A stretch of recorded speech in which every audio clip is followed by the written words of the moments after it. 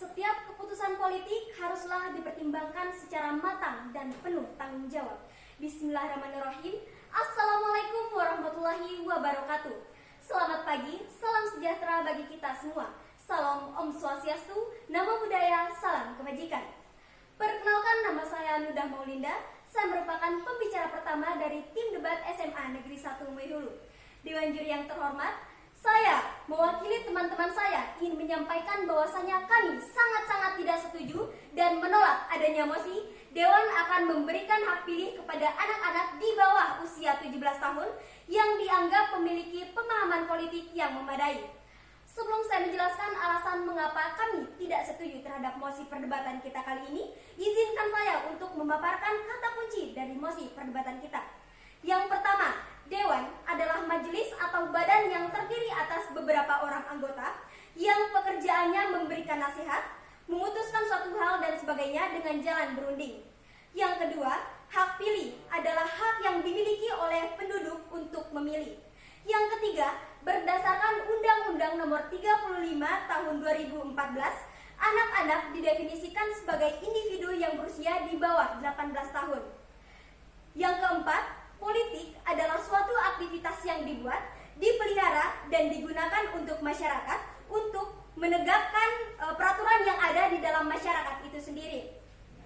Dewan juri yang terhormat, sekali lagi dan tidak bosan-bosannya saya ingin menyampaikan bahwasanya kami selaku tim kontra sangat-sangat tidak setuju dan menolak adanya mosi perdebatan kita kali ini dengan berbagai alasan. Yang pertama, dipertimbangkan dari kurangnya kematangan emosional dan psikologis, anak-anak di bawah 17 tahun belum mencapai kematangan emosional dan psikologis yang diperlukan untuk membuat keputusan yang bertanggung jawab dalam konteks politik. Argumen ini juga diperkuat dengan hukum dasar Bawaslu, yaitu pada pasal 280 ayat 2 huruf K, menyatakan bahwa anak-anak usia 17 tahun ke bawah tidak boleh diikutsertakan dalam kegiatan politik. Yang kedua, pengaruh dari orang dewasa. Nah, berdasarkan riset tahun 2023, tingkat kematangan berpikir adalah pada usia 20 sampai dengan 25 tahun. Anak-anak belum mencapai kematangan berpikir, sehingga anak-anak mudah dipengaruhi oleh pandangan politik orang dewasa di sekitarnya. Orang dewasa akan dengan sangat mudah dalam mempengaruhi anak-anak.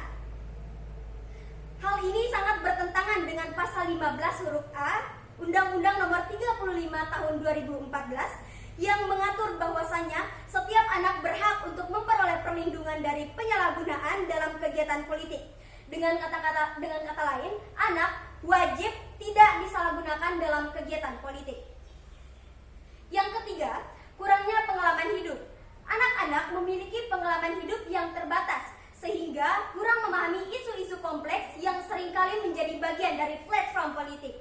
Yang keempat, potensi penurunan standar pemilih. Menurunkan usia pemilih dianggap sebagai langkah untuk memperluas partisipasi demokratis, tetapi juga dapat dilihat sebagai penurunan standar bagi pemilih.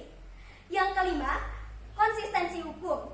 Dalam banyak yurisdiksi, anak-anak di bawah usia tertentu dianggap belum dewasa dalam banyak aspek hukum lainnya. Misalnya, tidak boleh mengikat kontrak, menikah tanpa izin, dan juga surat izin mengemudi. Yang keenam, prioritas pendidikan. Fokus utama bagi seorang anak haruslah pendidikan dan pengembangan pribadi mereka. Yang ketujuh, menurut Kementerian Pemberdayaan Perempuan dan Perlindungan Anak, melibatkan anak dalam kampanye politik juga tidak hanya berpotensi membahayakan tumbuh kembang anak, tetapi juga melanggar Undang-Undang Nomor 23 Tahun 2002 tentang Perlindungan Anak. Dewan juri yang terhormat, pentingnya memahami bahwa dinamika pesta demokrasi tidak hanya mempengaruhi masyarakat secara umum, tetapi juga memberikan implikasi yang signifikasi bagi anak-anak. Dalam konteks ini, dampak psikologis menjadi perhatian yang utama. Kondisi psikologis anak dapat terganggu akibat bahasa provokatif yang sering digunakan oleh peserta pemilu, tim sukses, maupun pendukungnya dalam kampanye politik. Hal ini juga dapat merampas kenyamanan anak dan waktu luang berkualitas mereka. Melibatkan anak dalam kampanye politik juga tidak hanya berpotensi membahayakan tumbuh kembang anak, tetapi juga melanggar Undang-Undang Nomor 23 Tahun 2002 tentang Perlindungan Anak. Orang tua terlibat dalam hal ini juga perlu diberikan sanksi yang tegas jika memaksa mengajak anaknya untuk berkampanye.